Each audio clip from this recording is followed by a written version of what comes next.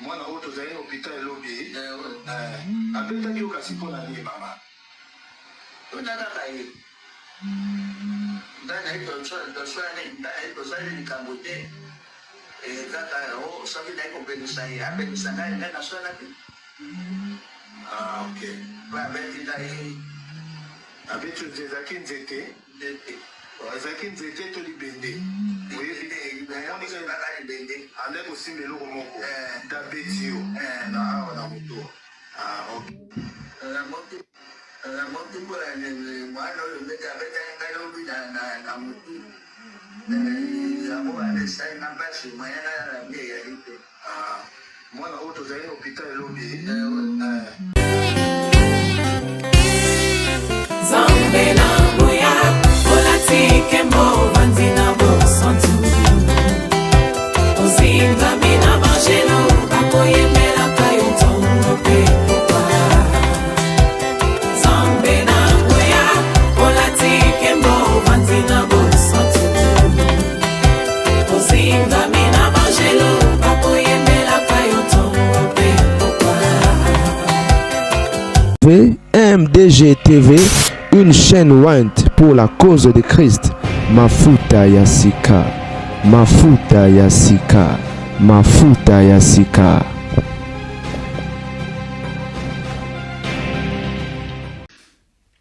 Salut la famille, certains vous allez très bien. Moi je vais très bien. Batina nga image mon cours des jours passés, c'est nga passé. Et les qui n'ont alliément. Na mona ba commentaire ba bazo swana ba msu ba loba non na clinique ba msu ba bité na centre et ngalema ba ngalema ngo za rebelle ya ba gamike za na menene clinique je connais pas, je sais pas, mais bolanda image oyo et puis si passi et puis si mawa franchement na habité ba to msu na mitu na mokile oyo soki bazalaka normal. Je sais pas, baton sou na mokilo, baton sou bazala normal. Et Bozela. Jesus Christ. Maman olika munini ko. Maman mo bimisika na TikTok azolo ba mama salite. Attendez. Tout landana maman koko maman na sima. Bozela otala.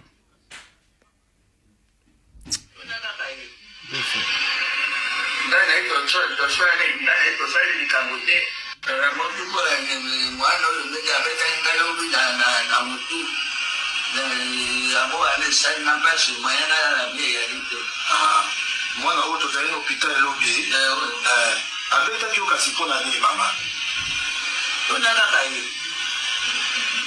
ndanayi toswali likambo te kaka soki nayi kopekisa ye apekisa ngai ngai naswala te ok po abeti ngai abeti ezalaki nzete ezalaki nzete to libende kaka libende ande kosimba eloko moko dabeti yo na awa na moto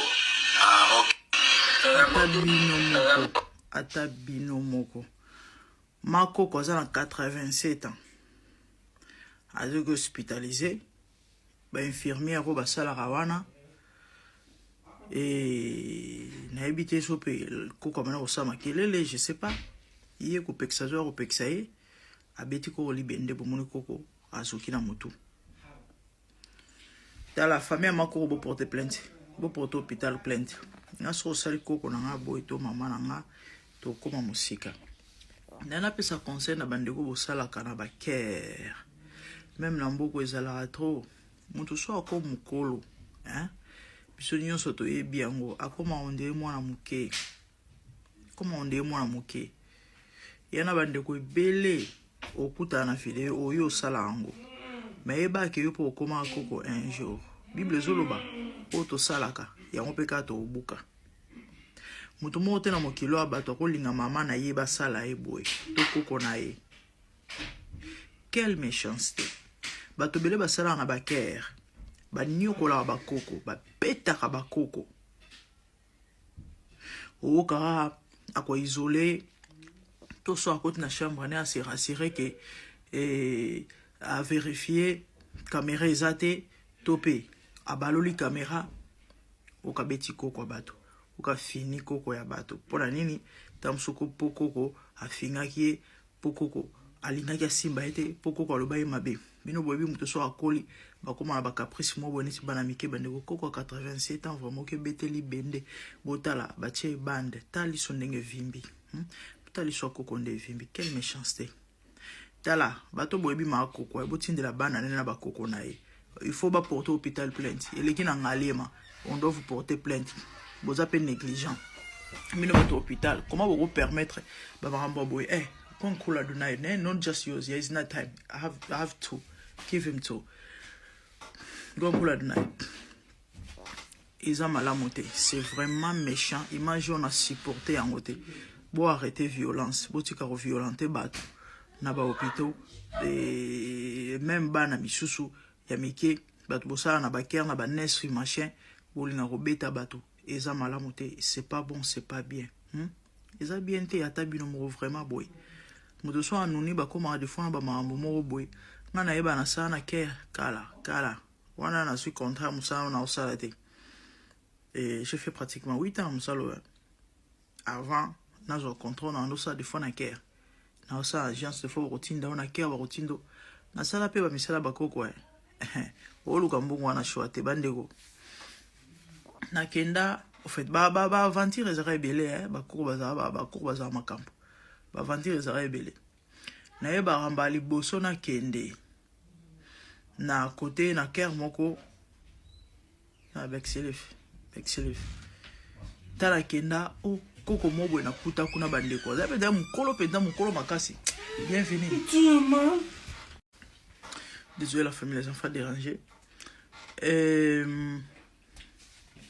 Pour moi, on a kuta kuna. Ça fait longtemps. On va souko monete. Ah, prochain son recording. Tu connais kitiko. Comme on a va souter, ça fait longtemps. C'est comme moi mukolo bandeko. Mukolo liboso na kenda kuna kuko na gentil moko elekela ngai. So bo vaniga muke hi. Muke hi. Elongia gentil azo solo la zo seka. Kande bazala. Le lendemain, la mungani imer mususu le la mungani imer mususu. Le lendemain na ngo bandeko. Na ke musala boy na batongo. Premier jour na kena on les en a après-midi. Voilà, ça shift à pourquoi. Alors kita va pour. Deuxième jour na kena tongo. Na kei sko era déjeuner. Ba ebisinga na kela musayi.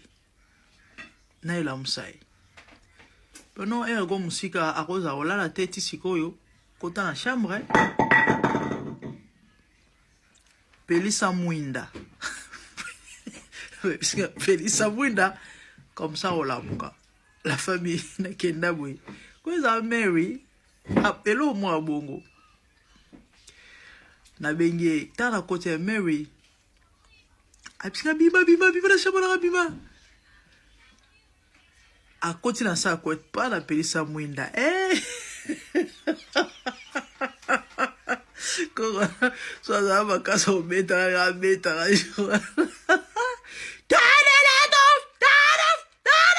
atomboka mais et ça et lequel arabe mais non c'est pas possible koko lobby modèle azaki gentil nanga modèle to comme master mais ya ozana attitude envers ngate bazala ndengwana je suis epusani bakomala mamu moko boye bakomala ba mu compra bakomaka ndenge okaya moko ka changer akomi bien je crois mon image moi moto mwindo asala akere ko moi mundela bogela soi tambola c'est kena viral dans les réseaux sociaux le lendemain la même dame a filmé koko bazobina bref bandeko eza malamu te ko beta une personne âgée boye plus grave au beteli bende tina niveau vimba boy quelle méchanceté déjà on est fragile tam so nga vivre ne sous moitié 90 ans sko boye beteli bende la moto li bende s'il vous plaît et ningi sine na gata moto ndeza na âge na il faut que ta scanner boyebi te choc nini azwi na kata mutu boyebi te ekoki mpe komema ye na liwa vraiment pourquoi tozala mitema mabe boye koko ya boye oke ebeta ye mpo asali neti nini eloko nini mpenza ya grave koko akosala oyo ekoki koderange yo pesinga mawa pesinga vraiment pasi pesinga mawa yango nalobaki bandeko nakoya nabeta lisolo oyo epuis naloba na bandeko napesa conseil mpo tika komaltraitaka bato boye eza malamu te ebino oyo boza na bandeko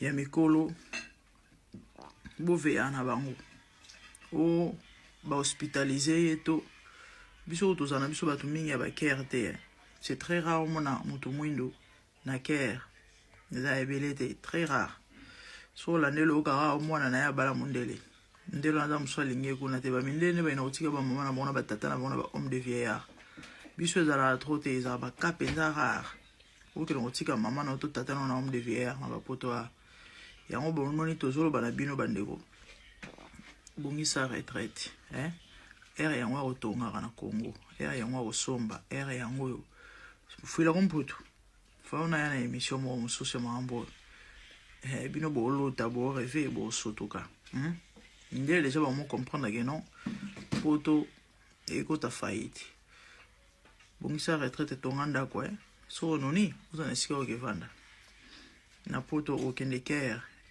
oyoka makambo kuna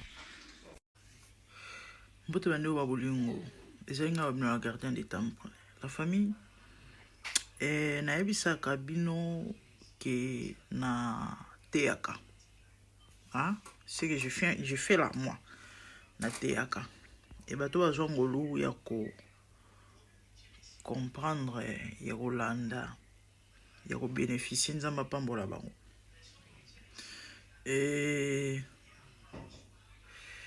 je parle de faits réels ba réalité à vie ba mo bato babikara oyo ekoservir bato bele ba exemple po ba se situer ko se positionner na mokili ya bato donc kolandanga na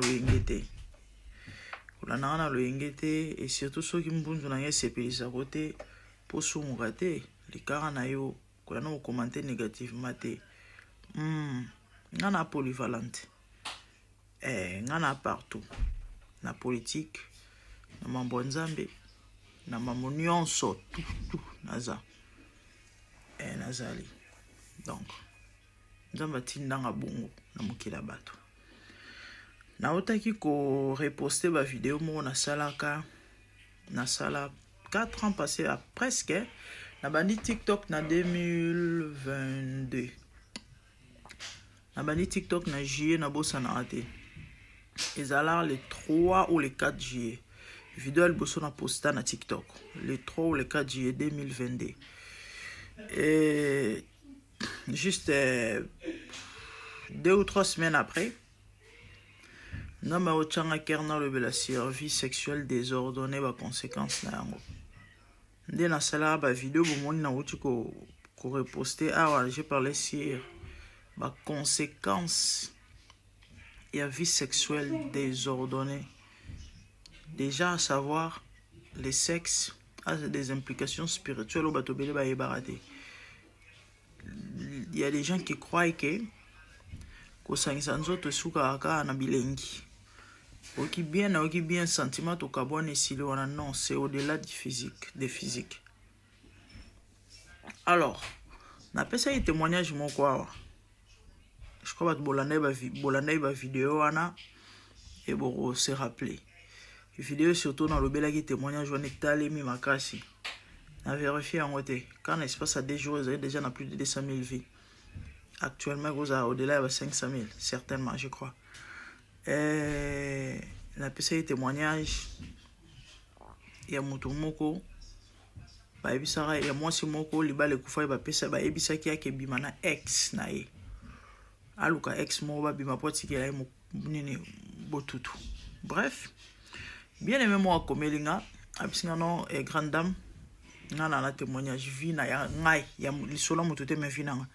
Par rapport à mambo autolobe effectivement ils ont sérieux ils ont grave donc on a pu témoigner dans pour qu'ils nous conseiller puis ça va tout toli via libanda et anatina te surtout sur bala. Concentre-toi avec ta femme et tes enfants. Alobi ezana vimo ba depa ya ba dépense. Tato lo ba na bato mais mibali bazandenge na bitenza masami bandene. Alobi na ngaboy. Azana copine moko ba amour scolaire kandenge zala. Azana copine moko lisolongo esila na ngona ba 2002 lisolongo esila na ngwa ki a continuer à 6 écoles secondaires et puis après quelque temps après mkomsu bazana master ba kena quartier ba fille yango. Il y en a ba butu et taba otambola de loin ba moni la fille. Ce que j'ai net mo lili moninga na yona pesi la fille mbote. Tango ya lo ya pesa la fille mbote. Non, tango moninga na pesi mbote. Ça du croisement va baigner na combo na nani apesi masa na mbote tant ngomi na tourna attendre la fille mbote la fille a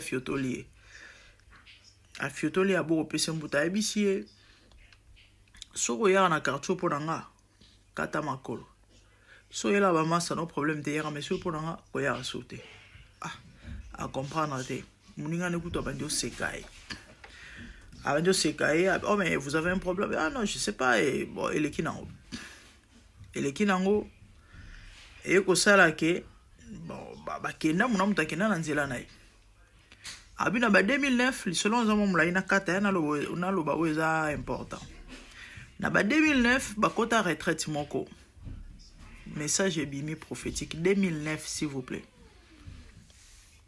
ba ebisie era moi mon soin chéri na okala a recontacté tout pas contacter vous en a pour ça vous ça très attention parce que ane lo ya oluke pa na ko sala honte parce que so sala on aux ala na avantage na yote et même va c'est un problème ok et ça li que quelques jours après à mon il peut coûter te à la fille téléphone Leli allô bonjour c'est qui a on reconnaître souvent na honte. Et les gars na braza les frères za kon langambo on connaît souvent na ngate on na zo baté abi nalamo quand ndenge comment au salon le mbongo yo moko bosana bato mais moi au moins na kanisio na zo invite na sepel na invité to yeme la taji atuni ce qui ata quoi ko boni ekale tanga la fille atangi ko mona mbala moko message ba pesa ki zongeli na mutu. Ok, d'accord, il n'y a pas de souci. Ok, en plus, ça n'a pas. Le fait qu'il a à reconnaître qu'il va passer un message, a commis qu'on esquive la fille, tina n'engepe ici là dans le bon bandeko. Je vais parler de la prophétie na mikolozo et anzamba songa biso. Yeah. Ça na message té. Il y a ba prophétie ba pesa qui sont après 20 ans. Il y a un message ba pesa qui sont après 10 ans. Il y a un message qui est après 50 ans, après siècle. Ils ont prophétisé sur Arekoya et Messie. Combien de siècles avant? C'est ça. En 2009, s'il vous plaît. La fille a baigné épée, a dévié la fille, elle est qui? Bandeko, de 2009 à 2025. Pour la bien d'aller sur le moulaïté. Et à Rosala, il y a une circonstance, moi, bakuta na moi, siwana. Les garçons aza mariés. Si abala comment na bana ba bimina la fille. Bandeko 2009 à 2025 combien d'années passées? Ba bimina la fille. Vous savez ce qui s'est passé? Tango cadeau à partir quel jour ba bimina moi siwana. Nde mobala commence soka komi na ndako. Et kalanga kota intimité na moi sina. Oka pose zalaki mais so e komi kaka match betama okangondo elembi bro moi c'est bien mais attends oh ya normal te faiblesse sexuelle et sans non saga ce qui eza ya normal to malade to elo mo ekozango ezala mbala moko te ka bou comment sentir que moi ba kolemba so za muto ya ba hali to pe ba endurance makasi sentir que non ba no beta moi 20 minutes au kiti okomi na moi 10 minutes 5 omo kitaka bongo oyo ya normal te moninga na ye moko ayeko proposer ba yemo na tradi moko de place la vérité yeko bima abina mama conseiller bandeko via libala ezana ntina te via libande ezana ntina te tana loba na bana mibali awa bakanisaka yango wana nde kozala mobali hein? Moi des regards, moi deuxième regard fois zala moi c'est pas ça yako moni et bafricain bele beaucoup fois ba pauvre so ozwa moi salaire na yo ya moi 200 wana moi sino ba no mibale to 3 to 4 hein au gérer mieux que moto oyo azana ba makangu mibale libanda ana bana soki koto et lobi so okufi tam so na chance so s'organiser avant na moi temps au vivre otonga ta moi ndako mibale to po somba lobi avenir bana na yo eza quand même na moi sécurité mais yo ozana ba makangu partout tika ba maki partout wana kamo salaire ozwa kane ke négocier ke ne droite yaya ngo chazolo na sebana na yo bakosumbididi ilo baba kinwa bakosumbididi ya mawa. Je vis le Seigneur assis sur un trône très élevé, et les pans de sa robe remplissent les temples.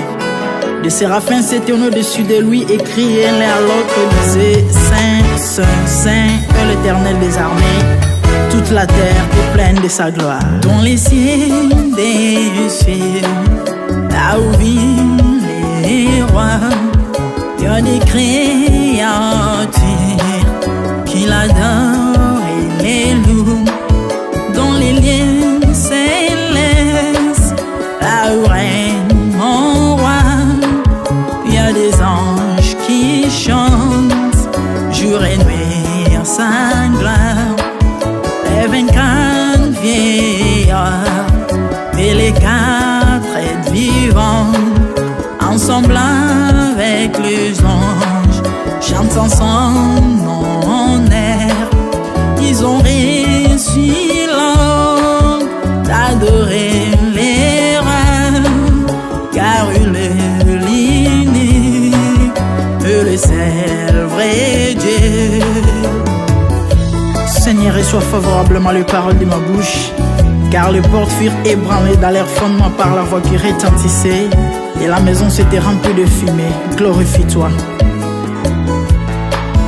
Dans les cieux, sur la terre, même sous la terre, toute langue confesse que Jésus est Seigneur, car il est élevé au-dessus de toutes choses, et son nom est au-dessus de tout nom. Jésus, je m'avance devant toi, oh mon Dieu, mon roi, unissant ma voix avec ceux des anges, en jetant nos couronnes et des coups pleins de parfums odoriférants, nous rendons gloire.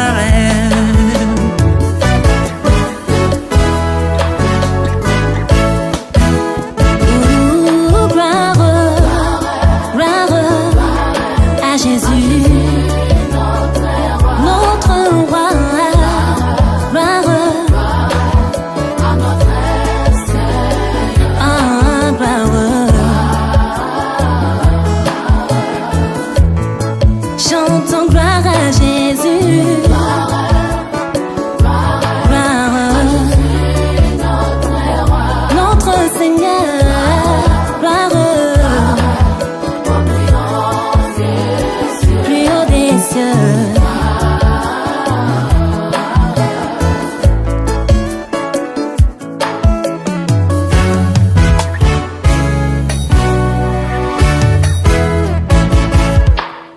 Il est beau d'annoncer les matins fidélité.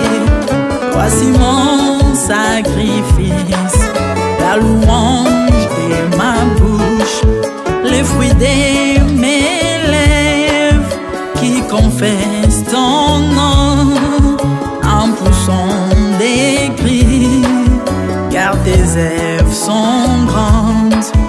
Bienvenue un jour dans ta face que 1000 ailleurs, car tu es mon soleil, mon bouclier, ma tour forte.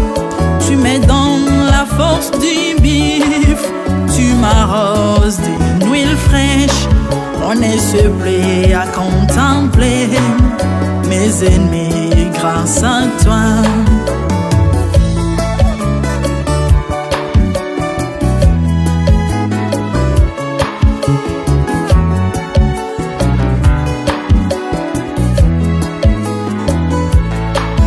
Je prospère dans tes parvis, je porte des fruits, même dans ma vieillesse, plein de sève verdoyant, comme le palmier les justes croissent, et s'élèvent comme les cèdres du Liban planté dans les jardins de Dieu. Dieu de vengeance s'élève pour venger mes ennemis.